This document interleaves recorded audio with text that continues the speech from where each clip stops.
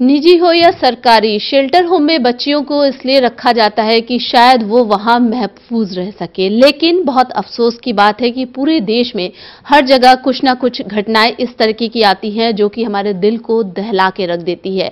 ऐसी ही घटना दिल्ली में भी हुई है, एक निजी शेल्टर होम में, जहां पर इस तरीके का एक बच्चियों के साथ प्रताड़ना की जा रही है जिसकी कि हम उम्मीद भी नहीं कर सकते और हमारी रूह कांप जाएगी अगर हम इस चीज को एक बार इमेजिन भी करें। हमारे साथ बात करने के लिए है दिल्ली महिला आयोग की अध्यक्षा हैं स्वाति मालीवाल जी, जिन्होंने संज्ञान लिया इस पूरे घटनाक्रम में। क्या कुछ है पूरा मामला, इन्हीं से जान लेते हैं। स्वाति जी, आपसे जानना चाहूंगी, वाकई में जो हुआ है वो सोच से परे है, हम सोच भी नहीं सकते। हमारे समाज में इस तरीके की घटना हर रोज सुनने को मिलती है और अब दिल्ली में भी ऐसा हुआ है। क्या कुछ कहना चाहेंगे? दिल्ली सरकार और दिल्ली महिला आयोग ने साथ मिलकर पूरे दिल्ली के जितने भी शेल्टर होम्स हैं वहां पर जाकर हम औचक निरीक्षण कर रहे हैं। तो दिल्ली महिला आयोग की टीम जब द्वारका के एक शेल्टर होम में पहुंची जो कि एक निजी एनजीओ द्वारा संचालित है, वहां जाके जब हमने बच्चों से बात करी तो हम बिल्कुल डर गए हैं। बहुत ही बुरा हाल है उस होम का, बच्चों को मारपीट हो रही थी और यहां तक कि छोटी छोटी 2 बच्चियां थी, 6-7 साल की बच्चियां, जिन्होंने इतनी अमानवीय घटना बताई, मतलब बोलते हुए भी रोंगटे खड़े हो रहे हैं।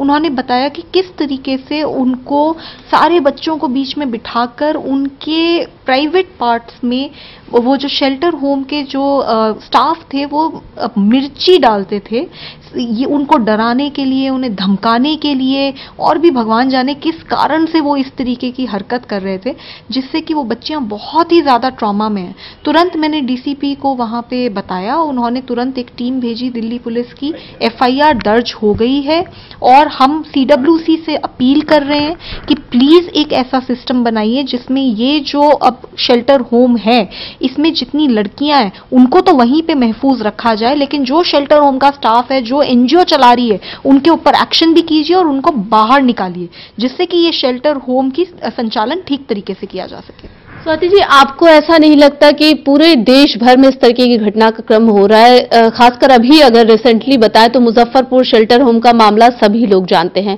सुप्रीम कोर्ट लगातार इस मामले में संज्ञान ले रही है। सुप्रीम कोर्ट का सख्त ऑर्डर भी है कि जितने भी शेल्टर होम है उसमें तमाम तरीके की जो सुविधाएं हैं, तमाम तरीके की जो सुरक्षा है वो मुहैया करवाई जाए। उसके बावजूद इस तरीके की घटनाक्रम हो रही है, तो इसमें कहीं ना कहीं शासन और प्रशासन की गलती आपको नजर नहीं आती?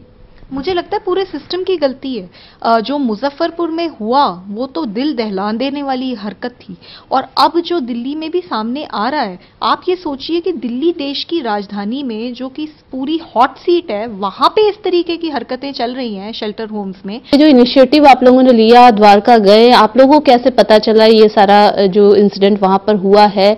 आप लोगों ने कोई प्लानिंग की थी कि आप लोग रिसर्च टीम भेजेंगे या शेल्टर होम्स का दौरा करेंगे? क्या कुछ प्लान था इसका? दिल्ली सरकार के उप मुख्यमंत्री मनीष सिसोदिया जी से मेरी बात हुई थी जब मुजफ्फरपुर की पूरी घटना सामने आई, और उनके ही कहने से हम लोगों ने एक टीम सेटअप करी जो अब अलग अलग जगहों पे, अलग अलग शेल्टर होम्स में दिल्ली में घूम रही है और जाकर इंस्पेक्शन कर रही है। ये जो पता चला है ये इसी टीम के द्वारा पता चला। जैसे ही मुझे भी पता चला तो तुरंत हम लोग पहुंचे, डीसीपी को बुलवाया और सारी हमने प्रक्रिया करी है। तो ये हम एक एक शेल्टर होम में जाने की कोशिश कर रहे हैं जिससे कि कोई भी शेल्टर होम हमसे छूटे ना। बाकी मैं इस देश की, दिल्ली की जनता से अपील करती हूं, अगर उन्हें पता है कि किसी शेल्टर होम में कुछ गलत हो रहा है तो प्लीज दिल्ली महिला आयोग को बताइए। हमारे 181 हेल्पलाइन पे टोल फ्री नंबर है, उस पर कॉल करके बताइए, आपकी आइडेंटिटी पूरी तरीके से गुप्त रखी जाएगी।